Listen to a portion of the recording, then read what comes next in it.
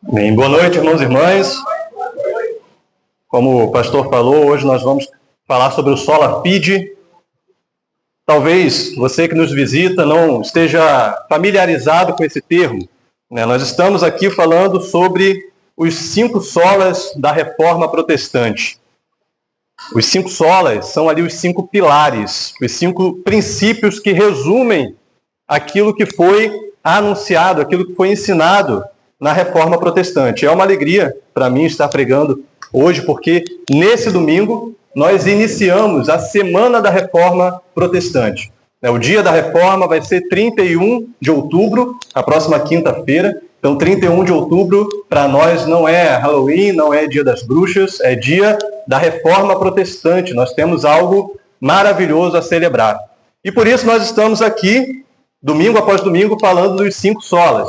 Nós já falamos sobre o sola Scriptura, já falamos sobre o solus Christus, somente Cristo, já falamos sobre o sola gratia, somente a graça, e hoje nós vamos falar sobre o sola fide, somente a fé. Na semana que vem nós falamos sobre o sola Deo Gloria e completamos assim os 5 solas da Reforma Protestante. Quando nós pensamos, irmãos, na Reforma Protestante, um nome nos chama a atenção. O pai, o que é conhecido como pai da Reforma Protestante, que é Martinho Lutero. Martinho Lutero, dependendo do seu algoritmo aí nas redes sociais, vai ser alguém que você vai ouvir falar muito essa semana. E comumente nós pensamos nele como um herói da Reforma Protestante. Um grande homem, um gigante daquele tempo, um homem notável, um grande homem de Deus. Mas, quando nós estudamos a história, nós vemos que o próprio Lutero não se via dessa forma. No final da vida de Lutero, alguém conversou com ele sobre aquilo que ele fez, sobre o resultado da reforma, e Lutero disse assim: eu não fiz nada, a palavra fez tudo. Ou seja, ele considerava que tudo o que aconteceu na reforma foi fruto da obra de Deus por meio da sua palavra. E quando nós olhamos, irmãos, para o começo da vida de Lutero, antes mesmo da Reforma Protestante, nós vamos encontrar ali uma pessoa atribulada, cheia de culpa. Lutero tentava agradar a Deus de todas as formas, porque ele cria, como dizia a doutrina da Igreja Católica Romana, que a salvação era pelas obras. A salvação dependia daquilo que ele fizesse, daquilo que nós conseguimos fazer. Então, para sermos salvos, diz a Igreja Católica Romana, nós temos que fazer boas obras e comprar e garantir desse jeito a nossa vaga no céu. Então a história conta que Lutero tentava não pecar de maneira alguma, mas ele não conseguia. E então no final do dia, Lutero ia até ali o padre, né, a liderança daquele monastério, ele era um monge, e ele ficava confessando seus pecados, às vezes durante horas. E alguns relatos dizem que quando Lutero terminava de confessar os seus pecados e pagar ali as suas penitências, ele voltava para o quarto e às vezes ainda no caminho, antes de chegar no quarto, ele lembrava de um pecado que ele não tinha confessado. Então ele tinha que voltar e confessar de novo. E o padre dizia: meu filho, vai para o seu quarto, volta, né, chega, já foi demais. E isso acontecia o tempo inteiro. Lutero disse, tem uma frase dele que diz: quando eu era monge, cansava-me grandemente de tanto buscar o sacrifício diário. Me torturei durante 15 anos com jejuns, vigílias, rezas e outras obras muito rigorosas. Acreditava sinceramente que conseguiria a justiça por meio das minhas obras. Ou seja, essa era a doutrina da Igreja Católica, conseguir a justiça por meio das suas obras. E isso atormentava Lutero. Isso atormentou Lutero por tanto tempo que chegou um ponto que Lutero começou a sentir raiva de Deus. Ele começou a dizer: por que Deus coloca uma exigência tão grande para que eu seja salvo? Por que Deus exige tanto de mim para que eu consiga ser salvo? E ele começou a alimentar aquele sentimento no seu coração. Até que um dia, quando Lutero estava ali no seu quarto, numa torre, e por isso essa experiência com Deus ficou chamada de experiência da torre, Lutero foi tocado pelo Espírito Santo de Deus. Ele estava meditando na palavra, estava lendo as Escrituras, quando o Senhor iluminou os olhos de Lutero e deu a ele o entendimento verdadeiro acerca da salvação. Naquela experiência, Lutero disse o seguinte: finalmente, ao meditar de noite e de dia, pela misericórdia de Deus, prestei atenção ao contexto das palavras. Então senti que eu nasci totalmente de novo e havia entrado por portões abertos no próprio paraíso. Olha que glorioso isso que aconteceu com Lutero. Ele sentiu então que as portas do paraíso, as portas dos céus estavam abertas para ele, porque agora ele entendia como que nós, de fato, somos salvos, o que era muito diferente daquilo que ele pensava anteriormente. E qual texto foi esse que Deus usou para abrir os olhos de Lutero?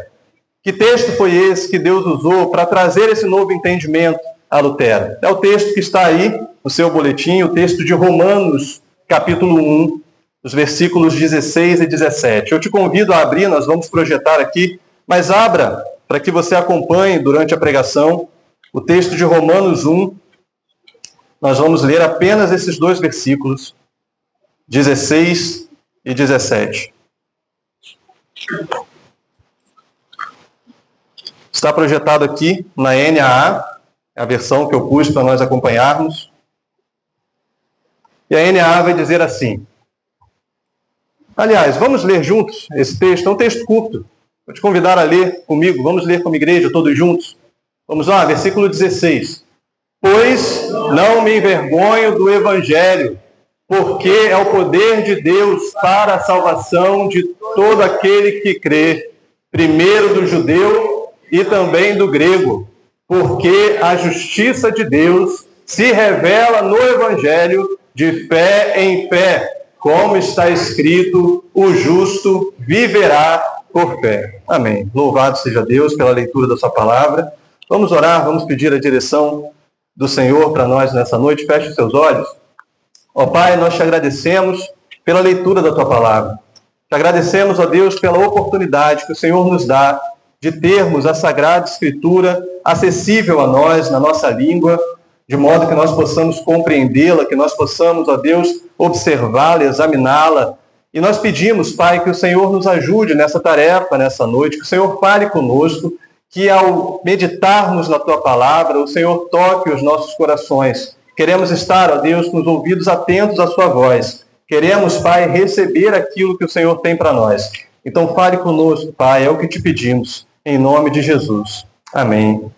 Amém. Amém, irmãos. Então, pensando mais um pouco sobre o século da Reforma, o que estava acontecendo ali no século XVI, é que a Igreja Católica era hegemônica naquela época, mas, ao mesmo tempo, a Igreja Católica acrescentou muitas doutrinas que não estavam na Palavra de Deus, que não faziam parte da Palavra de Deus. Uma dessas doutrinas, por exemplo, eram as penitências. Você tinha que pagar penitências para diminuir a sua dívida com Deus. As pessoas faziam peregrinações longas até Roma para pagar votos, para diminuir a sua culpa. Uma outra doutrina que foi criada pela Igreja Católica era a doutrina do purgatório, onde se dizia que se você não tivesse sido bom o suficiente, se você não tivesse praticado boas obras o suficiente, você não ia para o céu, mas você também não ia para o inferno. Você iria ali para um estado intermediário, onde você precisaria ainda pagar um pouco mais pelas obras mais que você tinha feito, até que você conseguisse pagar tudo que você devia e ir para o céu. E nesse contexto do purgatório, naquela época, surgiu uma nova doutrina, que era a venda das indulgências. Então a Igreja Católica estava no momento que precisava construir a Basílica de São Pedro, que está lá no Vaticano até hoje, e precisava de dinheiro. Então eles começaram a vender indulgências. O que eles diziam? Se você pagar por uma escritura, nós vamos te dar essa escritura e você vai garantir que você mesmo terá uma vaga no céu, ou que alguém que está no purgatório sairá do purgatório e irá diretamente para o céu. Teve um padre famoso naquela época, o nome dele era Johann Tetzel, e ele saía pelas ruas vendendo indulgência.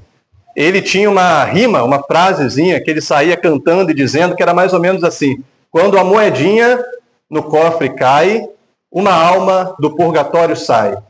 E ele ficava repetindo isso. E as pessoas compravam essa ideia e cantavam junto com ele: quando a moedinha no cofre cai, uma alma do purgatório sai. Mas Lutero estava já se aprofundando nas Escrituras. Lutero estava lendo a palavra de Deus. Os escritos originais haviam sido redescobertos naquela época. E ele começa a perceber que aquela doutrina não é uma doutrina bíblica. Então Lutero, no dia 31 de outubro de 1517, prega na porta do castelo de Wittenberg, da capela de Wittenberg, as suas 95 teses, que eram teses contra a doutrina das indulgências. O que Lutero queria fazer com isso, irmãos? O dia 1º de novembro é um feriado católico, dia de Todos os Santos. E seria um feriado naquela cidade onde várias pessoas passariam por ali, visitariam aquela igreja. Lutero, então, estava convidando intelectuais católicos para debaterem com ele a respeito das indulgências. E quando nós pensamos nessa intenção de Lutero, a verdade é que aquilo que ele fez foi um enorme fracasso. Porque no dia seguinte ninguém apareceu para debater com ele. As 95 teses ficaram lá, na porta da capela de Wittenberg. Mas não era esse o plano de Deus. Deus não queria somente um debate num feriado. O que acontece é que os discípulos de Lutero pegam aquelas 95 teses, e naquela época Gutenberg havia acabado de criar a prensa. Então havia a possibilidade de você copiar textos, o que não era possível antes. Os discípulos de Lutero pegam as 95 teses, começam a fazer cópias das 95 teses e começam a distribuir pelas ruas de Wittenberg. E com o tempo, essas 95 teses se espalham por toda a cidade, depois se espalham por toda a Alemanha e, por fim, se espalham por toda a Europa, dando início àquilo que nós conhecemos hoje como a Reforma Protestante. Ou seja, a intenção de Lutero foi frustrada, mas a intenção de Deus prevaleceu. Porque os planos de Deus nunca falham, irmãos. Os planos de Deus são perfeitos. E aquilo que Deus intenta para a história e para o seu povo vai acontecer. Ele fará acontecer, porque os planos de Deus não podem falhar. Quando nós pensamos na Reforma Protestante, nós entendemos que a verdade da salvação pela fé é fundamental. Esse foi um dos principais pilares desse avivamento, dessa obra gloriosa que Deus fez. E nós vamos meditar sobre essa verdade nessa noite. Ou seja, nosso objetivo aqui é entender como que somente pela fé o poder de Deus e a justiça de Deus se aplicam a nós. Nós vamos fazer isso através do nosso texto na carta aos Romanos. Vamos entender um pouquinho do contexto dessa carta. O que estava acontecendo aqui? Carta aos Romanos é uma carta essencial para a Reforma Protestante. Talvez o principal livro da Bíblia que influenciou as doutrinas, as verdades da Reforma Protestante. A carta aos Romanos é conhecida por muitos como o Evangelho segundo Paulo. Então nós temos, o Evangelho de Mateus, o Evangelho de Marcos, o Evangelho de João. Muitos chamam Romanos de o Evangelho segundo Paulo, porque em Romanos Paulo vai explicar profundamente o que é o Evangelho. E é curioso que o próprio Paulo faz isso, lá no capítulo 2, no versículo 16. Ele diz que isso que ele está falando aqui é o meu Evangelho. Ou seja, é o Evangelho que eu defendo, é o Evangelho que eu prego para vocês. E a carta aos Romanos tem como tema principal a ideia da justificação pela fé. Pelo menos ali os 6 primeiros capítulos trazem com muita profundidade esse entendimento, que a justificação acontece somente pela fé. E esse texto que nós lemos, os versículos 16 e 17 do capítulo 1, são um resumo muito breve de tudo aquilo que é dito no restante da carta. Irmãos, o apóstolo Paulo, quando escreve essa carta, ele não conhecia a igreja de Roma. Ele nunca tinha ido naquela igreja. Inclusive, ele diz ali nos versículos anteriores que ele tinha o desejo de visitar a igreja. No versículo 13 você vai ler isso. Ele queria ir até lá, mas ele havia sido impedido até aquele momento pelas circunstâncias. Mas ainda que ele nunca tivesse visitado aquela igreja, Paulo conhecia muitos irmãos dali. E lá no final da carta, a gente percebe isso. No capítulo 16, ele começa a falar diversos nomes, nomes que são até estranhos, engraçados para nós hoje em dia, mas diversos nomes de irmãos daquela igreja. E ele conhecia também as necessidades daquela igreja e daquela cidade. A cidade de Roma era uma cidade onde o culto ao imperador era muito forte. As pessoas ali eram idólatras. E você tinha que servir e adorar a César, assim como você tinha que servir e adorar aos deuses romanos. Roma era o centro ali do poder daquela época. O exército romano era muito louvado, era muito honrado, e as pessoas valorizavam isso, a honra militar, a honra do exército. E quando nós olhamos para o Evangelho, o que nós vemos? Nós vemos a cruz. Nós vemos um Cristo crucificado. E a cruz era um instrumento romano, um instrumento primeiro de morte. Os romanos usavam a cruz para a morte. Mas não só isso, a cruz era um instrumento de tortura. Aquele que era condenado à cruz não era só condenado a morrer, era condenado a morrer enquanto era torturado. Mas mais do que um instrumento de morte e de tortura, a cruz era um instrumento de humilhação. Então apenas os piores criminosos eram condenados à cruz, porque eles ficariam ali, expostos, nus, enquanto eram torturados, e todos que passavam podiam zombar deles. Todos que passavam podiam cuspir naquela cruz, podiam falar coisas que humilhassem aqueles que estavam ali sendo crucificados. E isso aconteceu com Cristo. Cristo foi condenado, sim, injustamente, mas condenado à cruz do Calvário.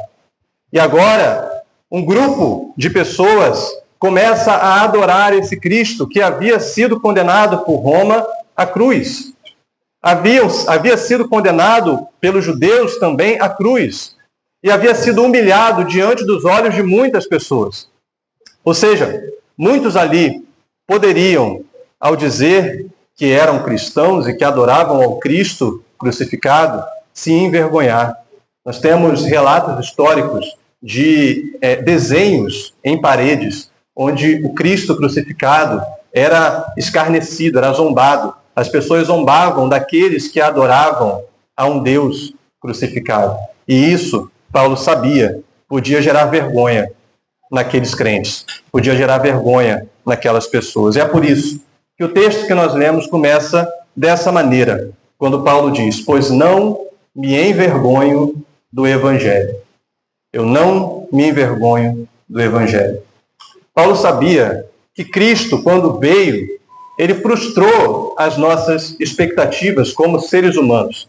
Os judeus esperavam um Messias glorioso, que viesse ali com uma força militar e salvasse aquele povo do poder de Roma, do jugo romano.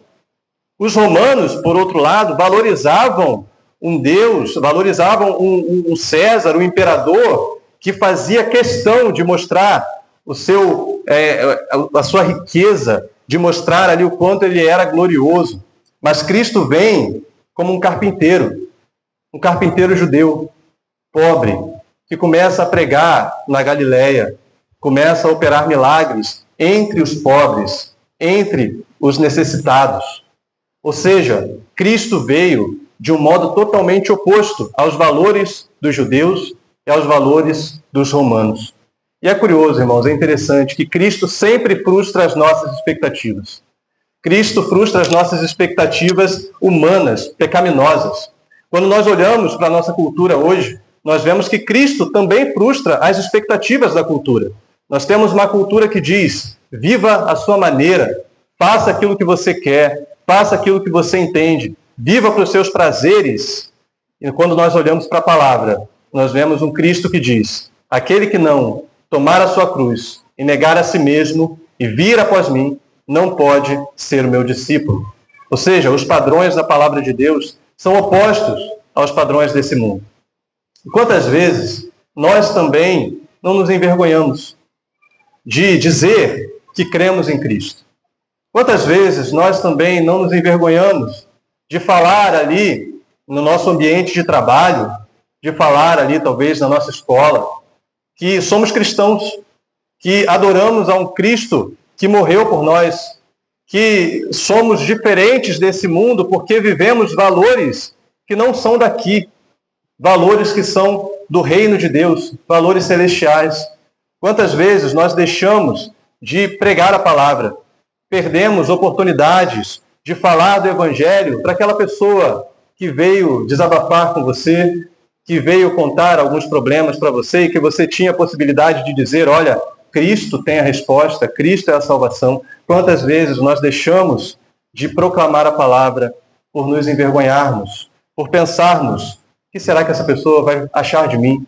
Será que essa pessoa vai discordar de mim? Será que essa pessoa vai se opor a mim? Vai me perseguir depois? Vai zombar de mim? Mas, irmãos, nós não devemos nos envergonhar de Cristo. Não devemos nos envergonhar do Evangelho. Porque Paulo sabia quem Cristo era. E nós sabemos quem Cristo é de fato.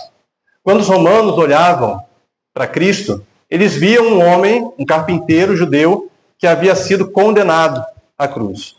Mas Paulo via em Cristo alguém muito superior. E ele já havia dito isso aí na carta. Eu pedi para você abrir nesse texto, porque eu quero que você acompanhe comigo no versículo 3 do capítulo 1. Olha o que Paulo diz ali no versículo 3 do capítulo 1. Este evangelho diz respeito ao seu filho, o qual, segundo a carne, veio da descendência de Davi e foi designado Filho de Deus com poder, segundo o Espírito de Santidade, pela ressurreição dos mortos, a saber, Jesus Cristo, nosso Senhor. Existe qualquer humilhação aqui, irmãos? Existe qualquer vergonha nesse texto? Não existe. Porque Cristo, aquele carpinteiro crucificado, é o próprio Filho de Deus que veio ao mundo para nos salvar. Cristo, aquele carpinteiro que foi crucificado, ele é o descendente de Davi que foi prometido para reinar eternamente sobre o seu povo. Aquele carpinteiro crucificado não ficou preso na morte, não foi vencido pela morte. Ele ressuscitou, ele venceu a morte, ele ressurgiu para a nossa salvação. E hoje ele reina, hoje ele governa sobre todas as coisas. Hoje nós podemos dizer que aquele carpinteiro judeu que foi crucificado ressurgiu dos mortos e é o nosso Senhor, é o nosso Deus, é o nosso Rei. Devemos nos envergonhar desse Rei, irmãos? Não devemos. Devemos pregar a palavra, anunciar que Cristo é a salvação para esse mundo. Cristo é a salvação para os perdidos. Ele é o Senhor de toda a terra. Ele é o Senhor dos senhores, o Rei dos reis, o nosso Deus. Esse é o Cristo que nós servimos. Não podemos nos envergonhar dele. Esse evangelho, irmãos, diz respeito ao Senhor glorioso. Mas também não devemos nos envergonhar desse evangelho, porque ele transforma as nossas vidas. Ele significa tudo para nós, muito para nós. E é isso que Paulo vai dizer em seguida. Ele diz, eu não me envergonho do evangelho, porque o evangelho é o poder de Deus para a salvação de todo aquele que crê. O evangelho é o poder de Deus para a salvação. Irmãos, a mensagem do evangelho vai dizer para nós que nós precisamos de salvação. Não está tudo bem conosco. Nós não estamos seguros, a salvo por nós mesmos. Nós precisamos ser salvos. Precisamos de salvação. E veja, não é difícil percebermos que o mundo precisa de salvação. Não é verdade? Você olha em volta, o que você vê? Guerras, fome, você vê discórdias entre irmãos, entre pais e filhos, você vê famílias destruídas, você vê pessoas destruídas, entregue às drogas, entregue aos vícios, entregue aos seus prazeres. Não é difícil perceber que o mundo precisa de salvação. Mas nós precisamos ser salvos de quê? Será que precisamos ser salvos das guerras? Será que precisamos ser salvos da fome, dos sofrimentos da alma? Será que precisamos ser salvos da desigualdade social ou da pobreza? Do que nós precisamos ser salvos? irmãos. E a palavra diz para nós que o nosso grande problema, aquilo que faz com que nós estejamos perdidos e precisemos de salvação, é o nosso pecado. O versículo seguinte do texto que nós lemos, o versículo 18, vai dizer assim, você pode ler na sua Bíblia: a ira de Deus se revela do céu contra toda impiedade e injustiça dos seres humanos, que por meio da sua injustiça suprimem a verdade. Impiedade, injustiça, pecado. A ira de Deus se revela dos céus contra o pecado da humanidade. Se você avançar um pouco mais, no capítulo 3, o versículo 9 vai dizer: o que se conclui? Temos alguma vantagem? De forma alguma, pois já temos demonstrado que todos, tanto judeus como gregos, estão debaixo do pecado. No versículo 23, você vai ler: pois todos pecaram e carecem da glória de Deus. Esse é o nosso estado, irmãos, sem Cristo. Nós, a humanidade, está perdida em seus pecados. A humanidade carece de salvação por conta da iniquidade que ela carrega dentro de si. Mas não só a humanidade, como uma massa informe, como também nós, individualmente, nascemos em rebeldia contra o Senhor. Nascemos nos nossos pecados e precisamos de salvação. Ninguém nasce salvo. Eu falo isso especialmente para as crianças que ficaram aqui hoje. Ninguém nasce salvo. Todos nós precisamos nos entregar a Cristo. Todos nós precisamos entregar a nossa vida ao Senhor Jesus Cristo.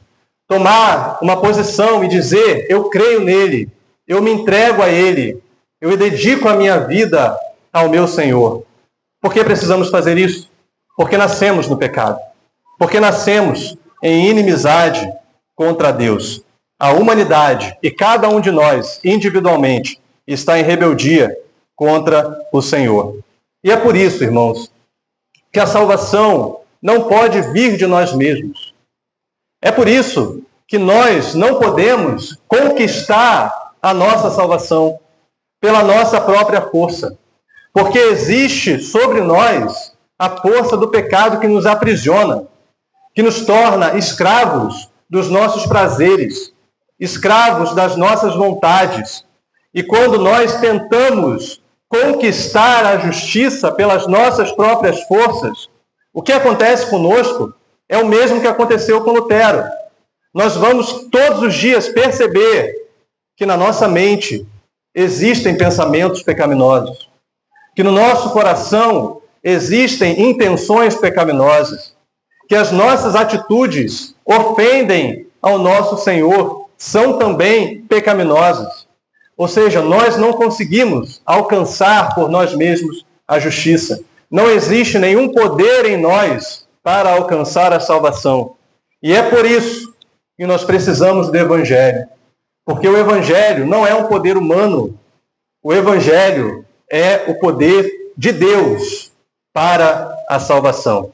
É o poder de Deus que se manifesta em graça, em misericórdia, para aqueles que não merecem, para aqueles que não conseguem alcançar por conta própria a justiça.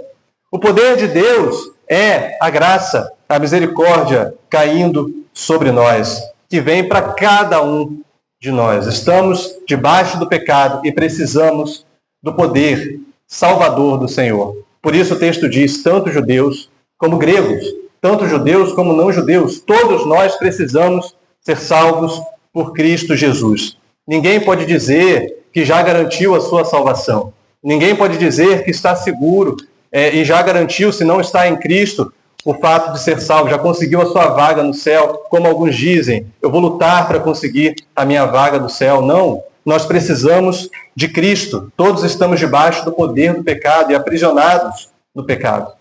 E então, irmãos, o Evangelho vem. O Evangelho vem como poder de Deus. O Evangelho alcança os nossos corações. E o Evangelho vem com um poder que é mais forte do que esse poder que atua na sua carne. Um poder que é mais forte do que o poder do pecado. E é por isso, irmão, que eu quero dizer para você que se o pecado te aprisiona, se você se sente preso no pecado, existe um poder mais forte do que o poder do pecado. Se o pecado te persegue, se o pecado te humilha todos os dias, existe um poder mais forte que o poder do pecado. E esse é o poder de Deus. O poder de Deus para a salvação de todo aquele que crê. Nós precisamos entender o que é esse poder. E nós só vamos entender esse poder com exatidão no verso seguinte, no verso 17, que começa dizendo: porque a justiça de Deus se revela no Evangelho. O Evangelho é a revelação da justiça de Deus. O que isso significa, irmãos? E esse trecho, esse pequeno trecho, a justiça de Deus se revela no Evangelho, foi o grande conflito de Lutero. Porque Lutero olhava para esse texto e ele dizia: ora, o Evangelho mostra que Deus é justo. E se Deus é justo, ele vai me condenar, porque eu sou pecador. Não é isso que acontece? Um juiz justo, ele precisa condenar o pecador. Se o Evangelho revela que Deus é justo e eu sou pecador, ele vai me condenar. Isso é o que se espera de um juiz justo. Nesses dias, eu estava ali em casa, eu e Júlia, nós assistimos um filme sobre o maníaco do parque. Não sei quem lembra dessa história, aconteceu em 98. É o maníaco do parque, ele violentou, ele matou 10 vítimas, 10 mulheres. E o filme conta a história dele, no final fala que ele foi finalmente preso, né, ele foi condenado, e quando o filme é baseado em fatos reais, você já deve ter visto, no final aparecem ali as letras contando a continuação da história. E no final diz que aquele homem, por ter violentado tantas pessoas, foi condenado a mais de 200 anos de prisão. Mas logo em seguida diz assim: só que no Brasil, você não pode ficar preso por mais de 30 anos. Então, esse homem que fez tanta barbaridade, tanta coisa horrível, em 2028 vai estar solto. Irmãos, quando a gente ouve ou lê isso, né, quando eu li isso, o que veio para mim foi um senso de injustiça. Eu falei: meu Deus, ele foi condenado a muito mais tempo do que isso. Mas ele não vai cumprir nem um quarto da sua pena, nem um quinto da sua pena. Daqui a poucos anos, ele vai estar solto de novo. E me trouxe esse senso de injustiça. Imagina, então, um juiz que dissesse: olha, você realmente cometeu muitos crimes, você realmente é um criminoso, é culpado, mas hoje eu estou de bom humor. Eu não quero condenar ninguém hoje, não. Vai para casa, eu estou te absolvendo, você não tem mais nenhuma culpa, pode voltar para sua casa. O que nós pensaríamos desse juiz? Pensaríamos que ele é justo ou que ele é injusto? Pensaríamos que ele é injusto. Irmãos, quando nós olhamos para a relação que nós temos com Deus, é essa relação. Se Deus é justo, ele deve condenar pecadores como eu, como você. Isso atormentava Lutero, porque ele entendia que esse era o entendimento do texto. E sim, Lutero estava certo num primeiro momento. O Evangelho revela, sim, que Deus é justo. Mas o que Lutero não havia ainda compreendido é um segundo entendimento dessa expressão. O Evangelho revela a justiça de Deus. E quando Deus revelou isso para Lutero, foi essa verdade que abriu os olhos dele e fez com que ele, como disse antes, visse as portas do paraíso abertas. A verdade é que a revelação da justiça de Deus é a revelação da justiça que é imputada ou declarada sobre nós. Nós vamos entender isso lá um pouco adiante, no capítulo 3 da carta aos Romanos. E se você está acompanhando na sua Bíblia, avance comigo, também vai estar projetado aqui no projetor, né? Romanos 3, a partir do versículo 21, vai dizer assim: mas agora, esse texto também está no seu boletim, você pode meditar nele durante a semana. Mas agora, sem lei, a justiça de Deus se manifestou, sendo testemunhada pela lei e pelos profetas. É a justiça de Deus mediante a fé em Jesus Cristo para todos e sobre todos os que creem, porque não há distinção, pois todos pecaram e carecem da glória de Deus, sendo justificados gratuitamente por sua graça, mediante a redenção que há em Cristo Jesus, a quem Deus apresentou como propiciação no seu sangue, mediante a fé. Deus fez isso para manifestar a sua justiça, por ter ele, na sua tolerância, deixado impunes os pecados anteriormente cometidos, tendo em vista a manifestação da sua justiça no tempo presente, a fim de que o próprio Deus seja justo e justificador daquele que tem fé em Jesus.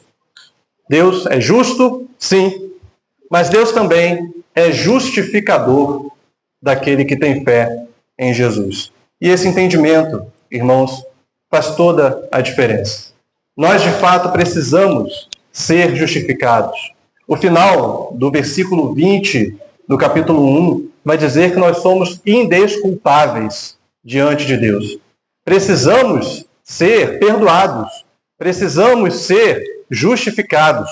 E a boa notícia do Evangelho é que Deus toma pecadores como nós e declara a sua justiça sobre nós. Ele nos perdoa. Ele nos livra da escravidão, do peso, da culpa do nosso pecado. Ele nos justifica por meio da fé em Cristo Jesus. Nós não temos, irmãos, nenhuma condição de justificar a nós mesmos. Precisamos que a justiça de Deus venha sobre nós. E é por isso que o texto de Romanos 3 vai dizer que é uma justiça para todos e sobre todos os que creem, de modo que somos justificados. Lutero tinha um termo para isso. Ele chamava essa verdade da troca maravilhosa. A expressão teológica para essa verdade é a doutrina da dupla imputação. E o que ela diz? Ela diz que Cristo, sendo justo, não havendo pecado nele, Cristo vai à cruz e ele assume sobre si o nosso pecado.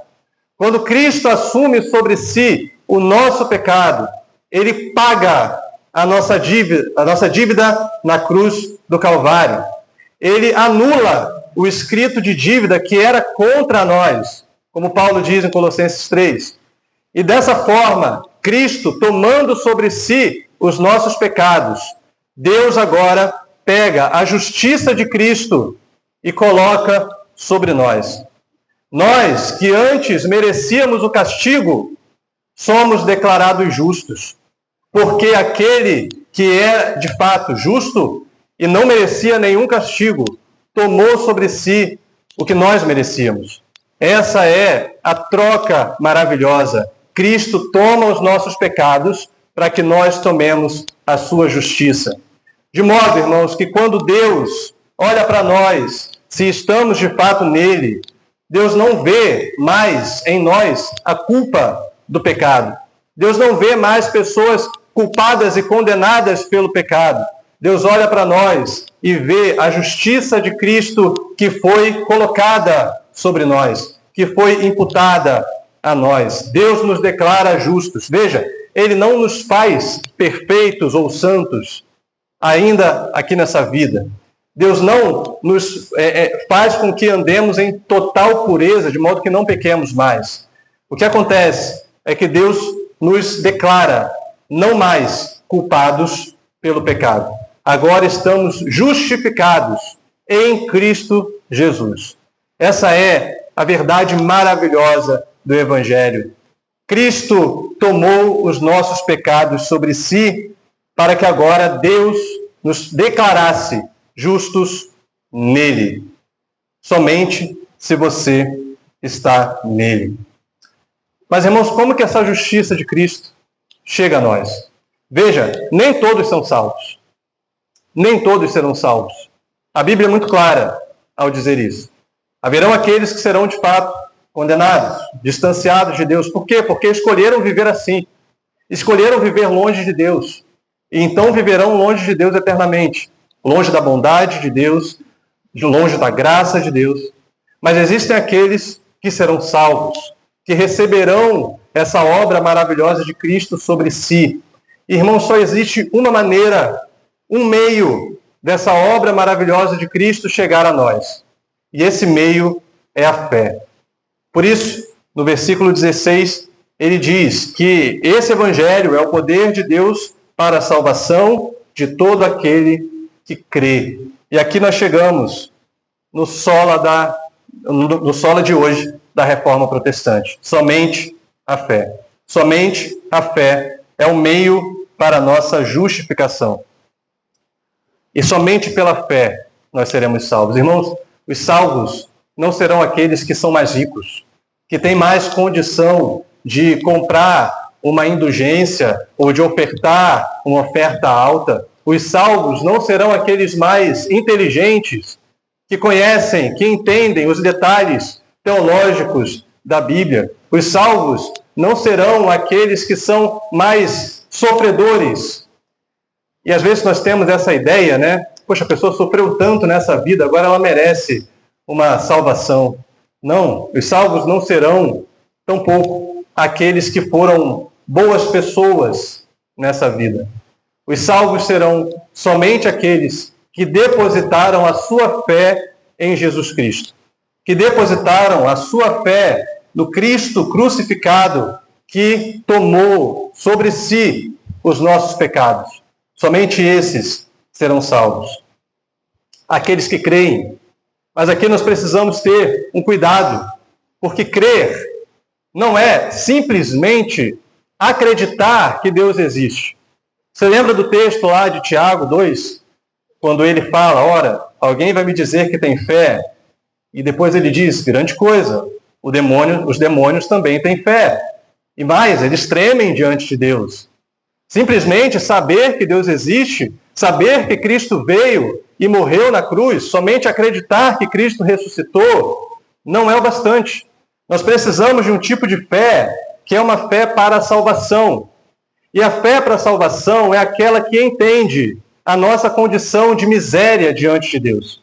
É aquela que entende o quanto nós somos pecadores diante de Deus.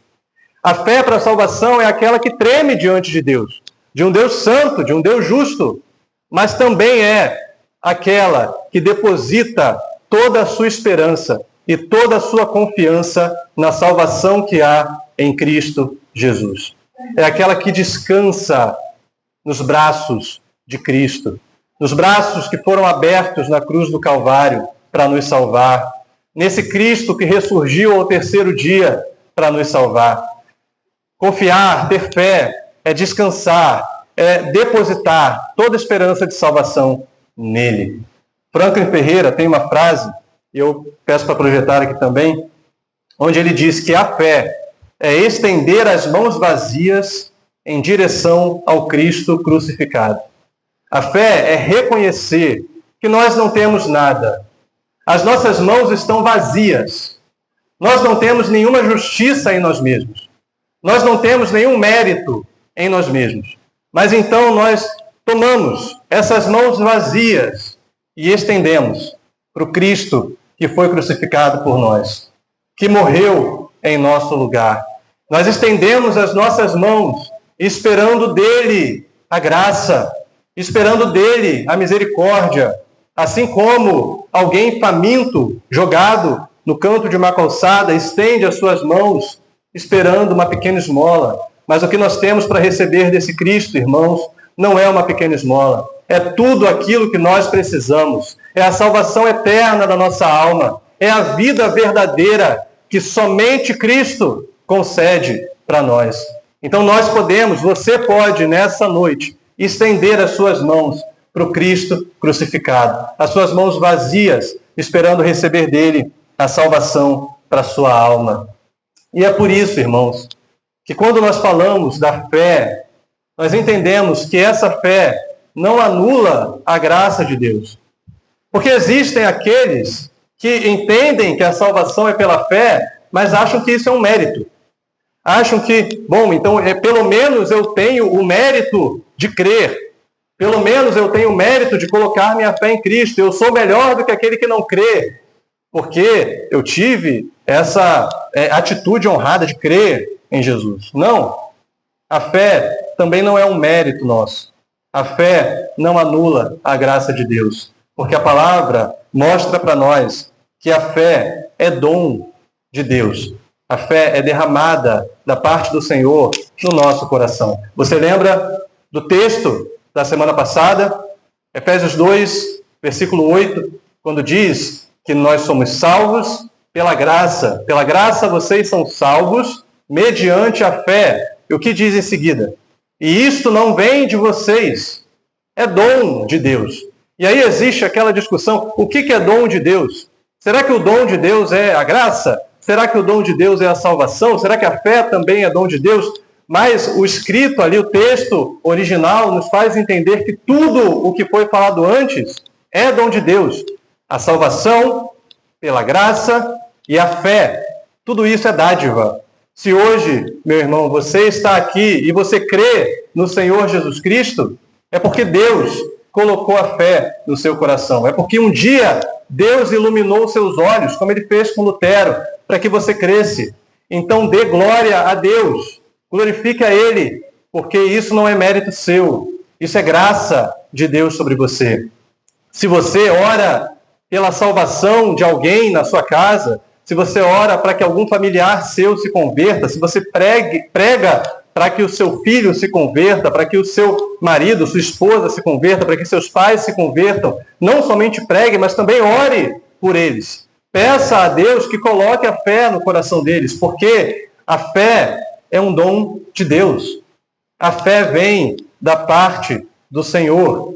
E somente se Deus iluminar os nossos olhos, nós podemos crer nele e entregar a nossa vida a ele. A própria carta aos Romanos, no capítulo 4, no versículo 16, Paulo vai dizer assim, Romanos 4, 16, essa é a razão por que provém da fé, para que seja segundo a graça, a fim de que a promessa seja garantida para toda a descendência de Abraão, não somente a descendência que está no regime da lei, mas também a descendência que tem a fé que Abraão teve, porque Abraão é pai de todos nós. Olha como esse texto começa. Essa é a razão por que a salvação provém da fé, para que seja pela graça, para que seja não por nossas obras, mas pela graça de Deus. Somente dessa forma, irmão, nós podemos ser salvos. Somente dessa forma a nossa salvação se sustenta, do início ao fim. É por isso que o versículo 17 diz que a justiça de Deus se revela de fé em fé. O texto que está aí no seu boletim diz que do começo ao fim é pela fé. E esse é o entendimento. A salvação começa quando você deposita a sua fé em Cristo e ela continua conforme a sua fé permanece nele. E ela vai ser concluída quando, por fim, você for recebido na glória com fé no Senhor Jesus Cristo. De fé em fé, do começo ao fim, a nossa salvação se sustenta por Deus. Deus sustenta a nossa fé, então Ele nos sustenta também. Irmãos, a nossa salvação não é de fé para as obras. Começamos com fé, mas depois temos que fazer determinadas coisas para sermos salvos. Não. Nós sim obedecemos, mas obedecemos porque fomos salvos. Como uma consequência, um efeito da salvação. Mas somos salvos somente pela fé. E somos sustentados somente pela fé. A nossa vida, meu irmão, está nas mãos de Deus. A sua vida está nas mãos de Deus. Deus está te sustentando, dia após dia, mantendo, guardando a fé que você possui nele. E Ele vai continuar te guardando na presença dele até o fim. Ele continuará guardando a fé verdadeira que um dia Ele acendeu, Ele iniciou no seu coração. Isso é o que vai dizer o texto de 1 Pedro 1, no versículo 5, onde ele diz, vocês que são guardados pelo poder de Deus, mediante a fé, para a salvação preparada para ser revelada no último tempo. Ou seja, Deus nos guarda, Deus nos sustenta, Deus nos mantém na sua presença, mediante a fé. Ele sustenta a fé no seu coração, para que um dia você seja recebido na glória eterna. Toda glória, irmãos, pertence a Ele. Todo o mérito é de Deus na nossa salvação.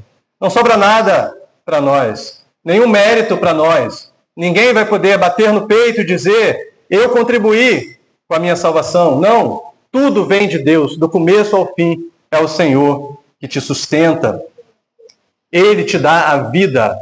E é por isso que no final do nosso texto aqui nós concluímos. Paulo cita o texto lá de Abacuque 2, no versículo 4, e diz, o justo viverá por fé. A nossa vida é recebida por fé. Deus coloca em nós a fé, e então nós vivemos. E então nós podemos ter vida verdadeira, porque a nossa vida está nele, e somente nele. Irmãos, Deus não tinha nenhuma obrigação de nos salvar. Deus poderia condenar a todos nós. Cada um de nós, presentes aqui nessa noite, pecamos contra Deus. Cada um de nós ofendemos a santidade de Deus. E seria possível e justo da parte dele que ele nos condenasse. Mas ele não fez assim. Ele é um Deus gracioso. Ele é um Deus misericordioso. E ele decidiu nos salvar.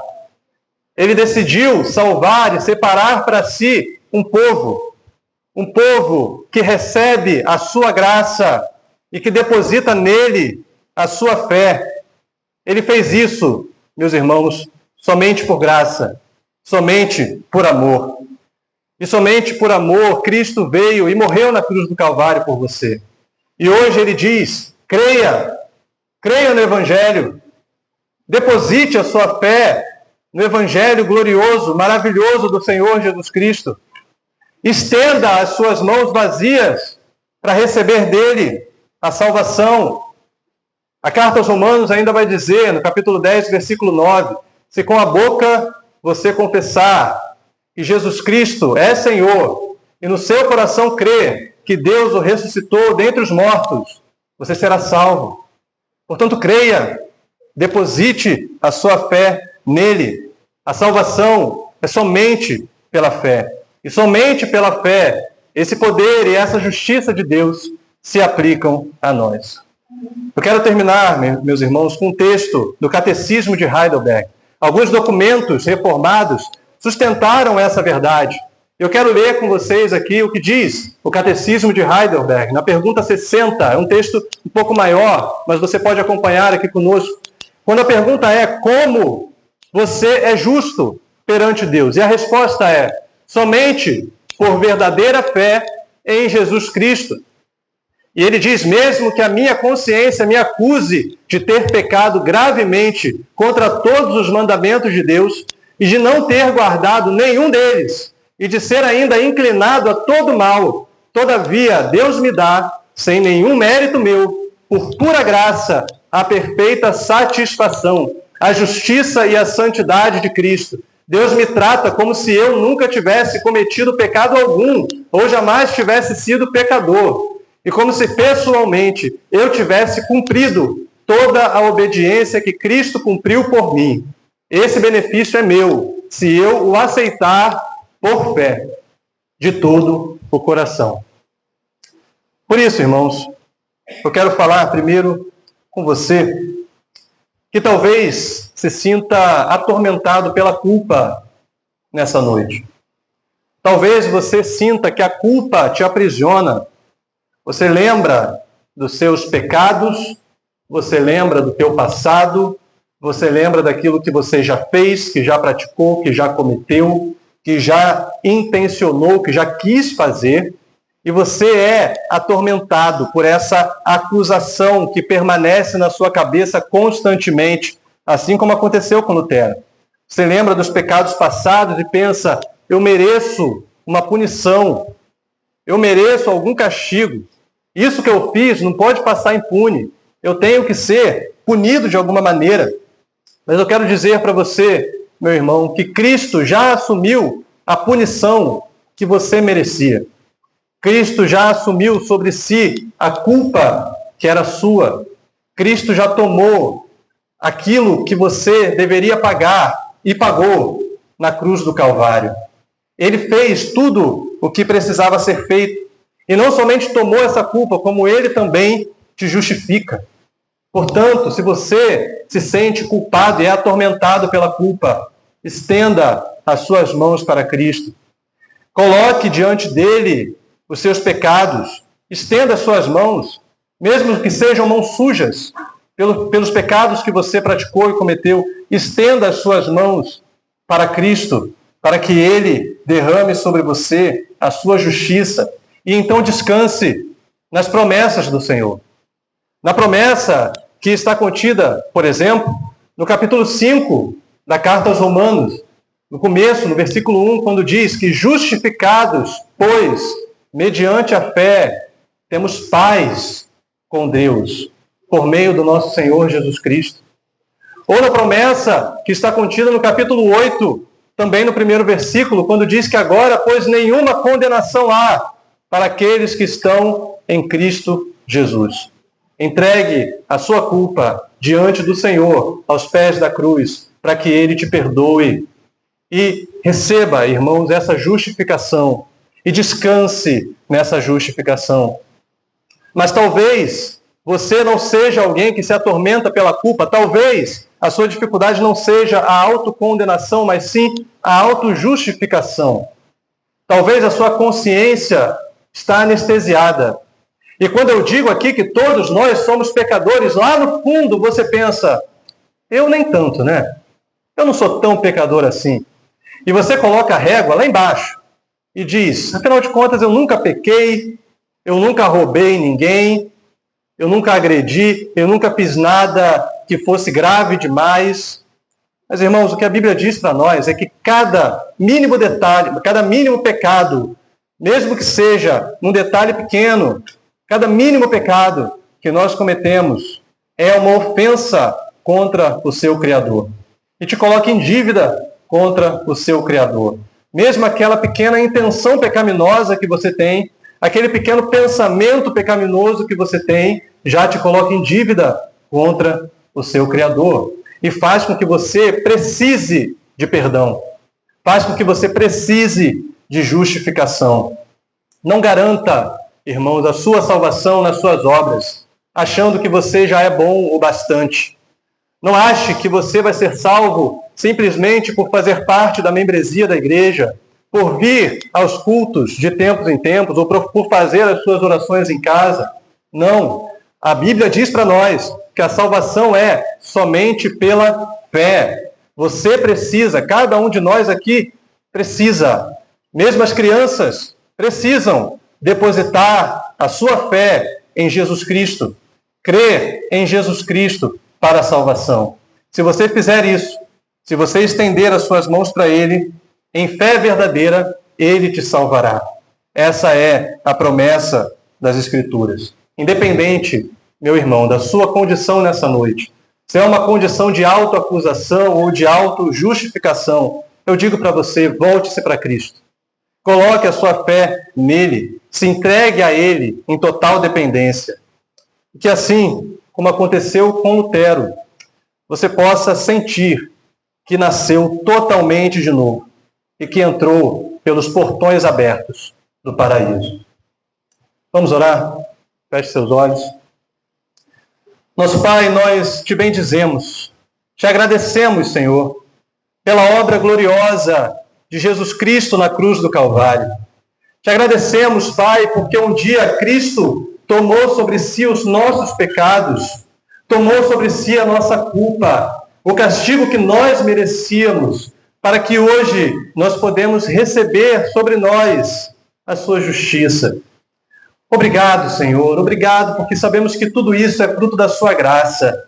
Nós pedimos que o Senhor acenda no nosso coração a fé verdadeira, alimente em nosso coração a fé verdadeira que nos faz confiar totalmente em Ti.